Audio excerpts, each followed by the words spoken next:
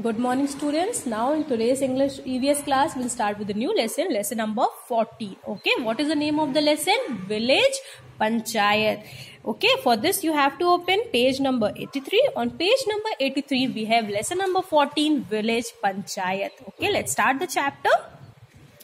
India is a big country. There is one central government for the whole country. For looking after needs and welfare of the people, the country is divided into 28 states and 6 union territories. India has a status of national capital territory. So, India जो है वो एक बहुत ही बड़ी country है.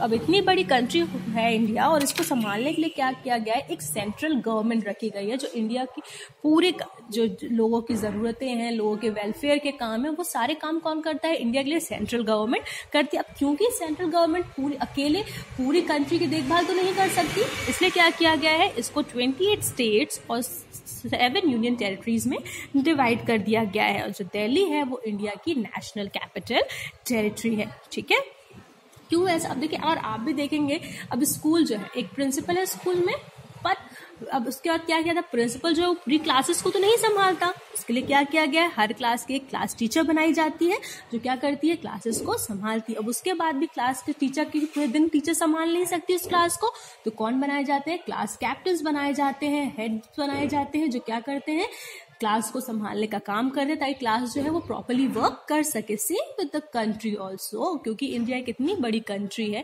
तो एक main central government पूरी कंट्री को नहीं संभाल सकता. इसलिए क्या किए गए हैं, स्टेट्स डिवाइड किए गए हैं और स्टेट्स के चीफ मिनिस्टर्स बनाए गए हैं जो क्या करते हैं, प्रॉपर्ली वर्क करने में कंट्री को हेल्प करते हैं.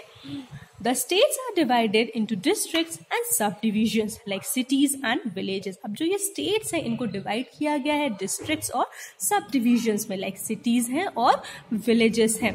It is not possible for the government located at the capital to look after the needs and problems of remote areas. Hence, a local body called village panchayat is elected by the people. अब क्योंकि एक central government या एक जो capital की जो government है वो रिमोट, जो बहुत दूर इलाके में जो गांव बसे हुए हैं या बहुत दूर इलाके में जो लोग बसे हुए हैं, उनके वेलफेयर के पूरे काम एक सेंट्रल गवर्नमेंट नहीं कर सकती.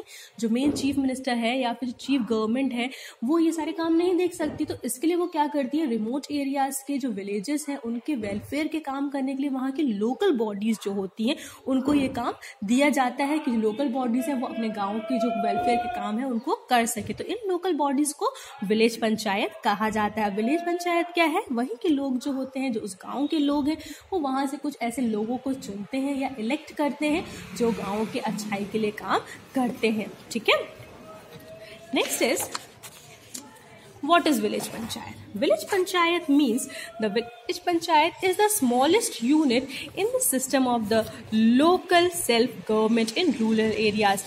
Normally there is a panchayat with popular of 1000 or more people.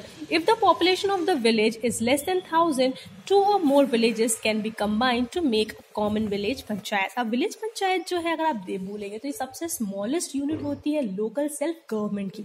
Local self government की क्या होती है कि जो रिमोट एरियाज हैं या दूर इलाके की जो जगह है जहाँ पे गवर्नमेंट नहीं पहुंच के वहाँ के वेलफेयर के काम कर सकती है, तो लोग गवर्नमेंट क्या करती है कि वहीं के जो लोग हैं उनमें से कुछ लोगों को इलेक्ट करती है और उन्हें बोलती है कि आप गाँव की अच्छाई के काम करिए या गाँव का वेलफेयर के काम करिए. तो उसको क्या बोलते हैं हम, लोकल सेल्फ गवर्नमेंट बोलते हैं. ठीक है, तो विलेज पंचायत क्या होती है, ऐसे गांव या ऐसे दूर दराज के इलाके जहां की पॉपुलेशन क्या है, मोर देन 1000 है, तो वहां पे क्या किया जाता है, विलेज पंचायत फॉर्म होती है. और अगर मान लीजिए जो गांव की पॉपुलेशन है वो 1000 से कम है, कि वहां की जनसंख्या है, जो पॉपुलेशन है वो 1000 से कम है, तो 2 या 3 गाँव को मिलाकर पॉपुलेशन जो होती है उनको मिलाकर फिर वहां पे विलेज पंचायत फॉर्म की जाती है.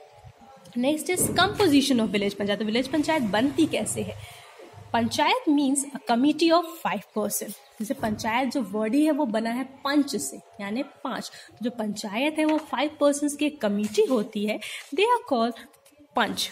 The head of the panch is called sarpanch और प्रधान. तो इन सारे जो पंच होते हैं, जो 5 पर्सन होते हैं जिनकी फॉर्मेशन से ये विलेज पंचायत बनती है, इन लोगों को कहा जाता है पंच. और जो इन पंच में जो सबसे हेड होता है उसे कहा जाता है सरपंच या प्रधान. All men and women in village who are 18 years or above can vote for the village panchayat. अब किस तरह से क्या प्रोसीजर होता है जिससे इन पंचों को इलेक्ट किया जाता है। तो गांव के वो सारे लोग जिनकी एज अबव 18 ईयर्स है वो क्या करते हैं, वोट डालते हैं। अब बाय वोटिंग, वोट डालने के बाद जिसे सबसे ज्यादा वोट मिले होते हैं उस पर्सन को इलेक्ट करके विलेज का पंचायत इलेक्ट किया जाता है। These voters elect the members of the panchayat. Sarpanch is the head of the village panchayat. He presides over the meeting of the panchayat, which are held every now and then to discuss the problem of the people as well as ways of improving the life of the people of the village. अब जो सरपंच है, क्योंकि वो village panchayat का head होता है, तो वो क्या करता है, टाइम टू टाइम मीटिंग्स लेता है, गांव वालों को बुला के बैठाता है, उनकी प्रॉब्लम्स को सुनता है और गांव की अच्छाई के लिए बहुत से काम करता है। किस तरह से गांव की जो में इम्प्रूवमेंट किए जाते, लोगों की लाइफ में इम्प्रूवमेंट्स किए जाते हैं, तो ये सारे काम जो है वो सरपंच मीटिंग करके डिसाइड करता है। ठीक है, meeting are held at panchayat ghar. अब जो ये मीटिंग जो होती है जहाँ पे पूरे पंचायत सरपंच और पंच बैठ के जो मीटिंग करते हैं गांव वालों के साथ, उस जगह को कहा जाता है पंचायत घर। Panchayat are set up by the state government. Almost every village in India has its own panchayat. अब जो ये पंचायत है वो जो वहाँ की स्टेट गवर्नमेंट है, जिस भी स्टेट में वो गाँव पड़ रहा है, वो स्टेट गवर्नमेंट जो है वो इन पंचायत को सेटअप करती है। और अगर आप देखेंगे तो हमारे इंडिया कंट्री में हर गांव में आपको एक विलेज पंचायत दिखेगी। Now duration of panchayat. अब जो विलेज पंचायत होती है इसका ड्यूरेशन क्या होता है, कितने समय के लिए कोई भी विलेज पंचायत जो है वो वर्क करती है। अब panchayat is elected for 5 years। अब जो ये पंचायत होती है वो कितने सालों के लिए इलेक्ट होती है, 5 years के लिए इलेक्ट होती है। अब पंचायत में भी dissolve charges of management and inefficiency of a maximum period of 6 months। अब क्या होता है, मान लीजिए आपने सरपंचों को इलेक्ट कर दिया है तो वो 5 years के लिए इलेक्ट होगा कि 5 साल तक वो सरपंच जो है वो गांव की अच्छाई के लिए काम करेगा। बट अगर जनता देखती है कि जो पंचायत तो जो सरपंच को उन्होंने इलेक्ट किया है वो प्रॉपर्ली वर्क नहीं कर रहा है, इनसफिशिएंट है, गांव की अच्छाई के लिए काम नहीं कर रहा है, तो ऐसे चीज़ों में जो पंचायत है वो डिसॉल्व हो सकती है। पर उसको भी डिसॉल्व होने के लिए मैक्सिमम 6 months लगते हैं, कि 6 month के बाद ही जो पंचायत है वो डिसॉल्व हो सकती है। तो मेनली अगर आप देखेंगे तो जो पंचायत का ड्यूरेशन है वो कितने मंथ्स का होता है, ईयर्स का होता है, 5 years। और अगर फॉर मे बी कुछ प्रॉब्लम्स की वजह से पंचायत प्रॉपर्ली वर्क नहीं कर रही है और उसे डिसॉल्व करना है तो उसे डिसॉल्व करने के लिए 6 months का समय लगता है।